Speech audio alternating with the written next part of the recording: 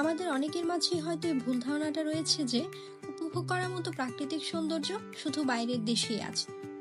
কিন্তু আমাদের দেশেও যেসব দর্শনীয় স্থান রয়েছে তার সবগুলোকে আমাদের সকলের দেখা হয়েছে? হয়তো হ্যাঁ, হয়তো বা না।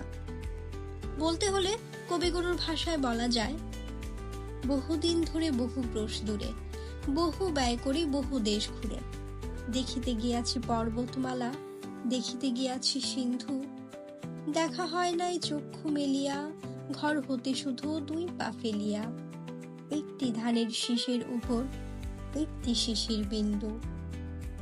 যদি সত্যিই দেখা না হয়ে থাকে তবে সময় সুযোগ করে মাঝে মধ্যেই বেরিয়ে পড়া উচিত, একটি একটি করে ট্রাভেল লিস্টে থাকা দেশের সবগুলো দর্শনীয় স্থানের সৌন্দর্য উপভোগ করার জন্য, যেগুলো হয়তো আমাদের হাতের নাগালের মধ্যেই রয়েছে।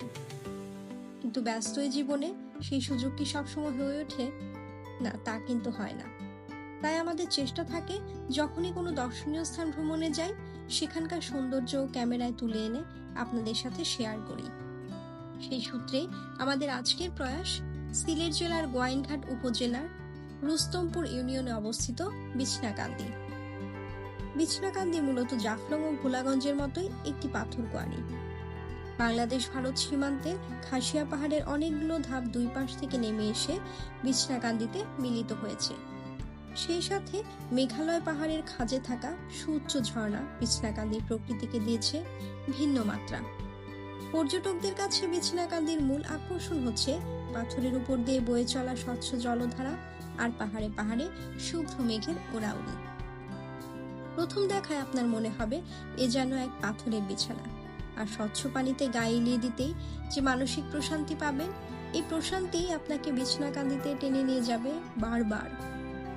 এ যেন পাহাড়, নদী, ঝর্ণা আর পাথর মিলিয়ে প্রাকৃতিক মায়াজাল বিছিয়ে রেখেছে বিছনাকান্দি। বিছনাকান্দি যে কোনো সময় ভ্রমণের জন্যই উপযুক্ত, তবে বর্ষাকাল বিছনাকান্দি ভ্রমণের জন্য আদর্শ সময়। চারদিকে প্রচুর পানি প্রবাহ থাকার কারণে এ সময় বিছনাকান্দির প্রকৃত সৌন্দর্য দেখতে পাওয়া যায়।